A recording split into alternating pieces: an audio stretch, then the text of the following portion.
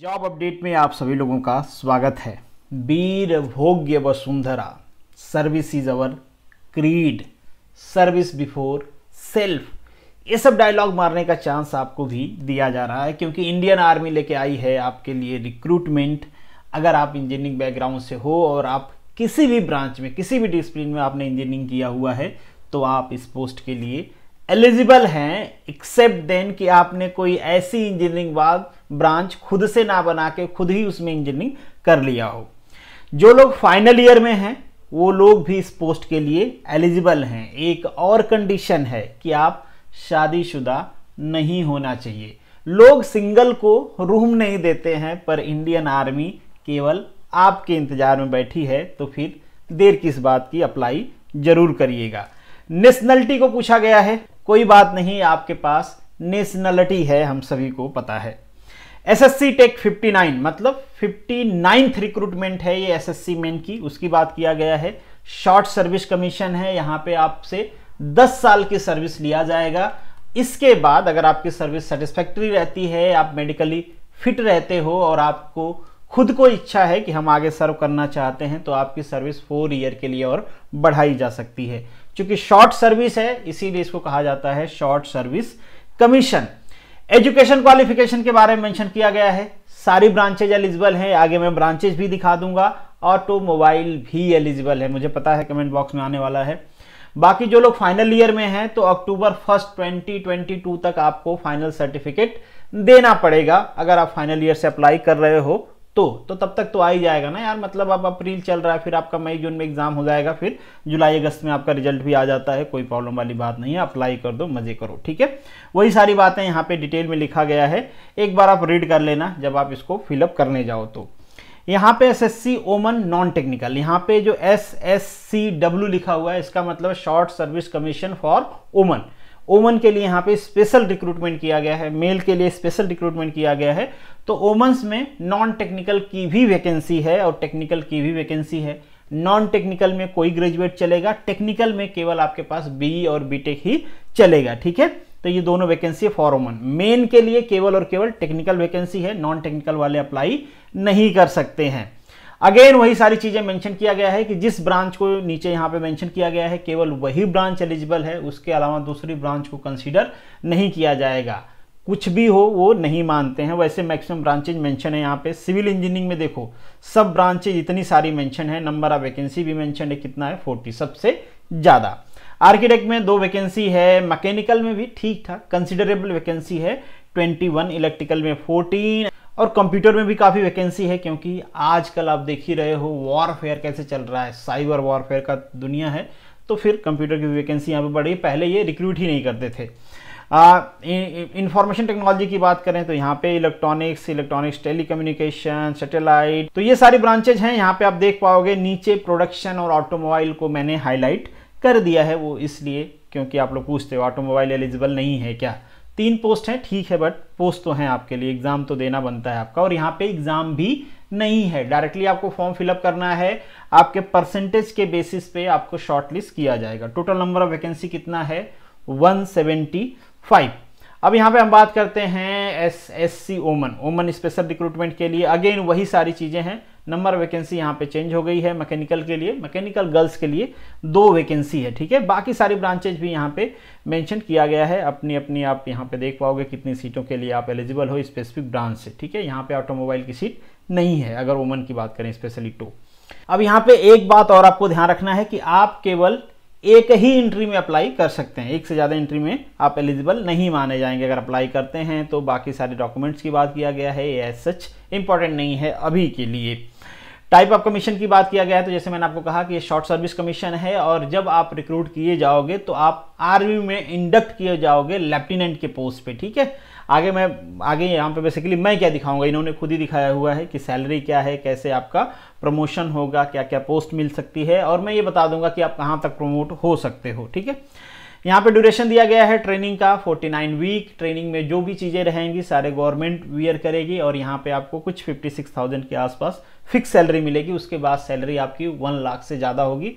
मैं आगे आपको पे बैंड भी दिखा दूंगा और ये भी दिखा दूंगा कि अलाउंसेस क्या क्या हैं और आप खुद से भी देख पाओगे, प्रॉब्लम वाली बात वही नहीं है आपको।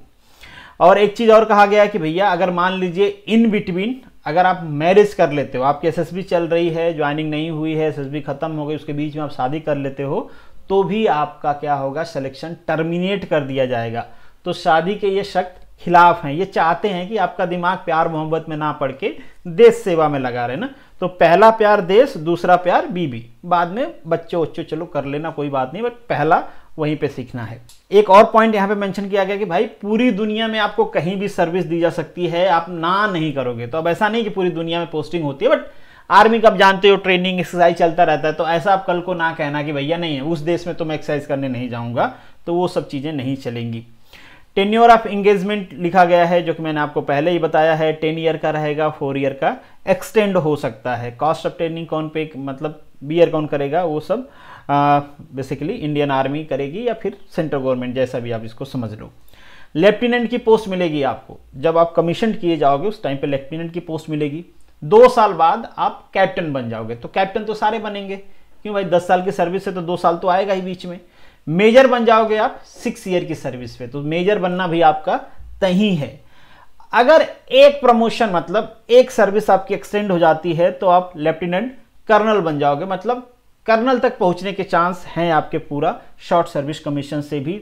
बहुत बड़ी पोस्ट होती है यहाँ पे तो सर्विस मिलेगी ही मिलेगी। इसके बाद बहुत ही एडवेंचरस लाइफ होती है, आप जिंदगी को एंजॉय करोगे। यहाँ पे आप देख पाओगे पे स्केल है आपका 56,000 वाला पे स्केल है, बट पे स्केल मत देखो, आगे मैं आपको अलाउंसेस दिखाता हूँ, इतना सारा अलाउंसेस है। ये देखो मिलिट्री सर्विस पे, ये जो पे स्केल है इसके एडिशनली आपको 15,500 मिलिट्री सर्विस पे मिलेगा। ये बेसिकली इन्होंने मेंशन कर दिया है कि आपके ट्रेनिंग में मिलेगा, बट ये अभी भूल जाओ, ट्रेनिंग की बात की हम बात कर रहे हैं। जब आप 49 वीक कंप्लीट कर लोगे उसके बाद जब कमीशन हो जाओगे आप, उसके बाद जो आपको सैलरी मिलेगी। तो ये तो बेसिक पे हो जाएगी आपकी, और ये हो गया आपका मिलिट्री सर्विस। इसके अलावा देखो फ्लाइंग में अगर चले जाते हो आप तो ये 25,000 एडिशनली आपको दिया जाएगा। इसके बाद पैरा में जाते हो, जो पैरा ट्रूपर्स होते हैं ना, कूदते हैं, जंप करते हैं, तो उसमें चले जाओगे। हालांकि टेक्निकल की होती है, टेक्निकल से भी लोग वहाँ पे जाते हैं, ऐसा नहीं कि ये उसमें नहीं जाते हैं। बाकी यहाँ पे आप देख पाओगे टेक्निकल टीयर में रहोगे, टीयर 1 में, तो ये अलावेंसेज हैं। ये बेसिकली अलावेंसेज मेंशन है आपके, अगर जहाँ पे आप सर्व करोगे उसके हिसाब से आपको अलावेंसेज दिया जाता है। फिर इसके बाद फील्ड अलावेंसेज भी दिया जाता है कि किस एरिया में आपकी पोस्टिंग है, उस एरिया के हिसाब से पर मंथ आपके सैलरी के अलावा ये अलावेंसेज ऐड होते रहते हैं। फिर हाइट का भी है भाई, कितनी हाइट पे, जैसे देख ही रहे हो कि कहाँ कहाँ पोस्टिंग होती है, उसके भी अलावेंसेज हैं। सियाचिन में पोस्टिंग हो गई तो 42,000 आपको पर मंथ एडिशनली मिलेंगे बर्फ में रहने का, कि भाई इतने ठंड वाले इन्वायरमेंट में आप रह रहे हो, देश सेवा कर रहे हो, तो कुछ अलग से आपको दिया ही जाना चाहिए। ये आपके यूनिफॉर्म के अलावेंसेज हैं। तो आप देख पाओगे दुनिया भर के अलावेंसेज हैं। सैलरी लाख रुपए के क्रॉस रहेगी। आर्मी की जो सर्विसेज मिलती हैं, कैंटीन की, ट्रैवल की, बच्चों की फ़ी की तो आगे लिखा हुआ भी है।